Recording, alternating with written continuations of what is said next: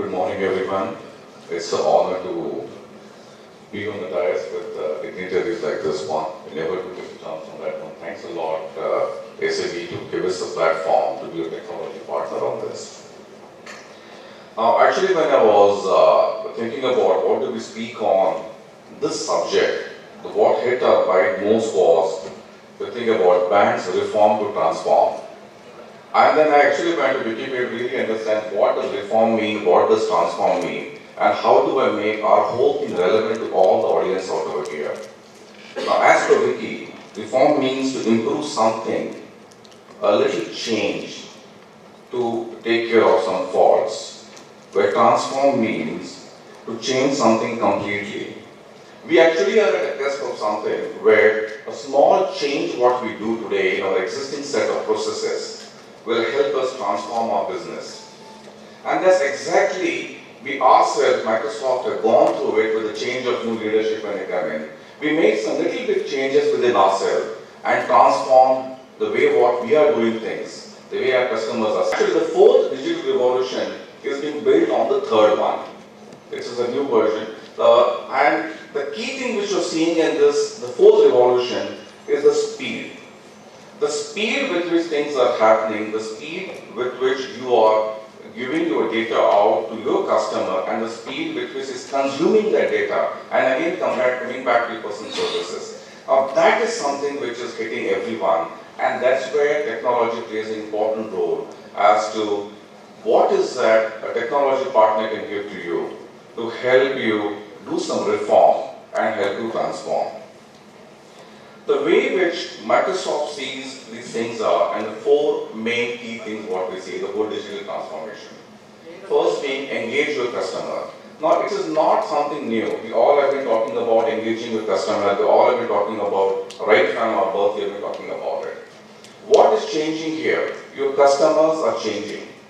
The way they are consuming your service, that's changing from different form factors. You move from a branch to move towards consuming something, doing the ATM to a desktop, to a laptop and to a mobile. All of the bankers have quickly adopted that, but in spite of that, the consumer is asking for something more. He's asking for, I want something more on it. And banks are struggling, how do I actually reach out to that stage about what more he wants on that? That being the first one, engage your customer, what more can you give to the consumer, to your customer? Second being, empower your employees.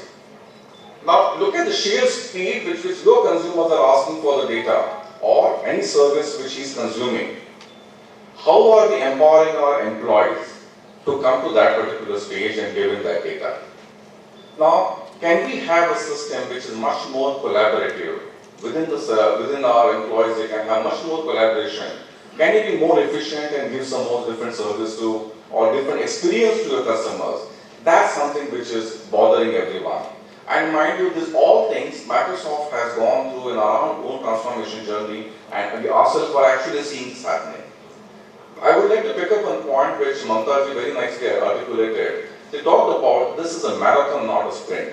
And the whole digital transformation journey is a continuous journey. It's going to be a marathon. It's not going to be a sprint that I turn the knob and now I transform. This is going to be a journey which we all will travel together. The third being, optimize your operations. Now, we are seeing a stage where things are becoming so complex because more and more new things are being added. And that's when you are seeing that, how do I optimize my operations? What can I do on that? How can I make it really efficient? And that's the third main thing as a part of digital transformation, what we are seeing in. And the last being, transforming your own product. Look at your own thing, where the product started, what form or shape it was, and how banks today have actually transformed those products and giving it to the consumers there. Now, what is Microsoft's vision for banking in India, and how are we using this four to enable you all to be a part of the digital transformation journey? Our fundamental belief always have been, we want to enable you all to be part of the financial life of your customers at any time, any device, anywhere, on any platform, wherever that would be. Now, keeping that in mind, I have some 4-5 requests to you all over here. I want to put forward this point to you as to how can we help you all and seek your support on that front. hearing about cloud, and today cloud is a reality, there are concerns. We have regulatory compliances, statutory compliances. We have to adhere to all that and together find a way as to within that, how can we see use the benefits of cloud and help bank expand something much faster. Now, this is one point which I'm talking about. What do we mean by cloud? Firstly, all banks have gone through the journey of a first phase of cloud, that is the private cloud, that you already have the data centers built in-house, and now we're talking about how do we go to public cloud. Your next growth is going to come from cloud. Now, I'll give you some examples about what exactly happening in the cloud and what more we are doing in that one. Now, as Ashish ji also talked about real view driving, which is fact. We have certain data, we are doing some analysis, but we are not talking about what is the future thing which we do and what are the future risks which I am seeing it. Can we not use machine learning, which is there in the cloud, to actually help you think about the future, what's happening? And I can give you some example happening in India today with some of the banks in India, not yet public sector bank, private sector bank, where before I give a loan, can I use machine learning to identify that what are the chances of this person defaulting or this becoming an NPA? We have the same algorithm which you have there, but you may not have that infinite compute power. Can you not have your own algorithm, run it on a cloud and get the data on that? Now, these things something which is very much doable today, and we are seeing this happening. Second has been about bots. Again, Ashish also touched about can I replace a human being with some technology? Answer probably can be yes, probably not. But some of the mundane things, can we have bots doing that piece? Now this all happening, the first phase of bots, all banks have used it. Can we make it something more intelligent? And can I look at reducing my cost per transaction using bots there? That's the second thing which is coming up there.